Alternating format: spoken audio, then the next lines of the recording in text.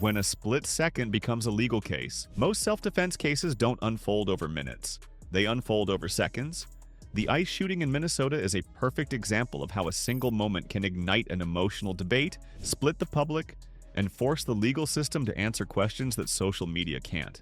Was this a homicide? Was it justified force? Was it excessive force? And perhaps the most overlooked question of all is, what does the law actually say when a vehicle becomes a weapon? Before anyone jumps to conclusions, one thing is already clear. Online, thousands of people are making judgments from video clips, commentary, and emotion. But the criminal justice system does not run on vibes, headlines, or hashtags. It runs on statutes, case law, and the standard of what a reasonable person would do under the same circumstances. So today, we're not litigating this case in the court of public opinion. We're breaking down how the law views a situation like this, and what matters when seconds decide everything. Make sure to subscribe so you don't miss updates as more facts come out. Section 1. What happened and why the context matters. The Minnesota incident involved an ICE officer and a civilian who was struck and later shot during an enforcement operation. What makes this case different is the collision of federal law enforcement, local political tensions, and the modern protest environment. ICE operations already attract strong reactions, but protesting a federal operation brings additional legal elements that are often misunderstood. Three contexts overlapped here.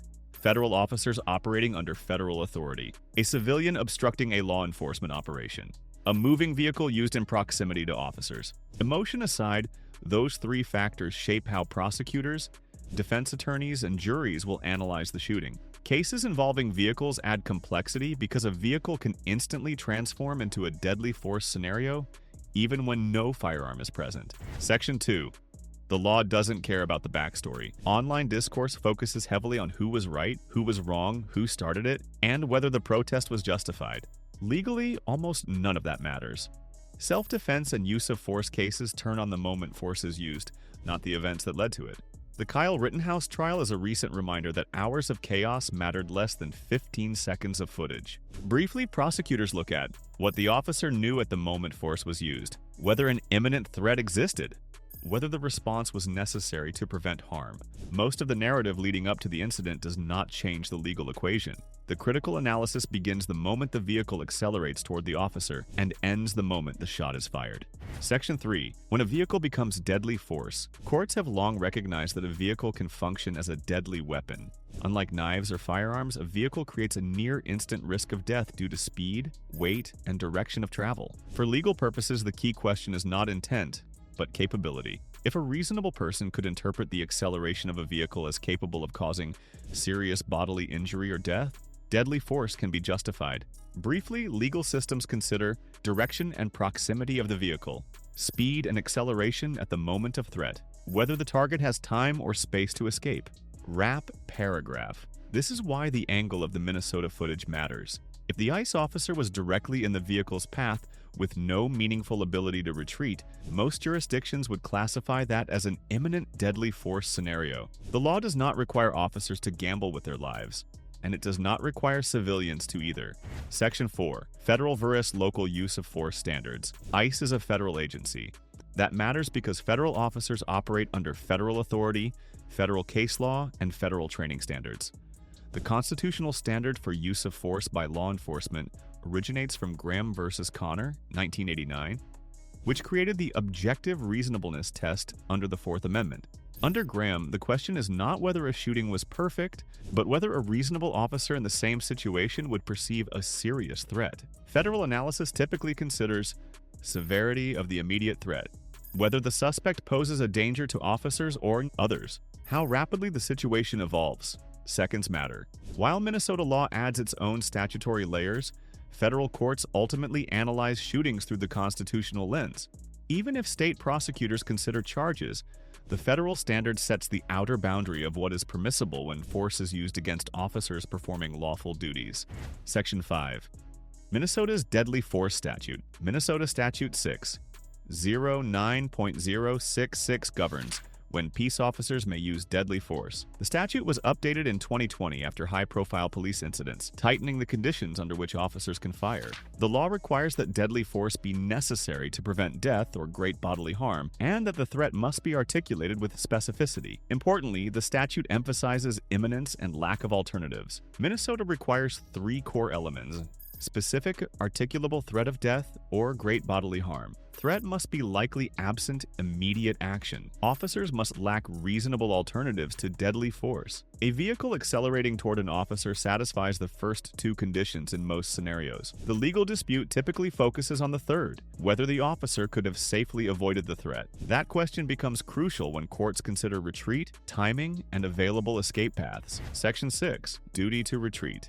Minnesota is a duty-to-retreat state, which puts it in a very small minority compared to stand-your-ground states. Under Minnesota law, if a person can safely avoid a confrontation, they are expected to do so before escalating to force. In most online debates, this section of the law is never mentioned, even though it plays a central role in how prosecutors analyze deadly force cases. The twist here is that the duty to retreat does not apply the same way to peace officers. Officers are permitted to confront unlawful behavior, secure detention, and maintain control of a scene without retreating. However, Minnesota's updated statutes add language requiring officers to consider whether force was necessary and whether alternative options existed. In practice, prosecutors examine, was the threat sudden or developing? Did the officer have time to reposition or avoid danger? Would retreat compromise law enforcement objectives? If an ICE agent is standing directly in front of a vehicle that suddenly accelerates, retreat becomes physically impossible. The law does not require a person, civilian, or officer to sprint out of the way of a 3,000-pound vehicle within 2 seconds. The duty to retreat only becomes meaningful if time, distance, and safety exist. That is why video evidence will be the primary witness in this case. Section 7. Force against police. Minnesota draws clear boundaries around the use of force against law enforcement officers. Under state law, civilians cannot use force to resist arrest, obstruct enforcement actions, or interfere with officers fulfilling legal duties. When force escalates to deadly force, such as using a vehicle as a weapon, the law shifts from obstruction to felony assault on a peace officer. Federal officers add another layer. Interfering with ICE agents triggers federal statutes, not just state ones. Under Section 111 of Title 18 of the United States Code, assaulting federal officers, including using vehicles, is a felony regardless of political disagreement or personal views about immigration enforcement. 3 big legal consequences emerge.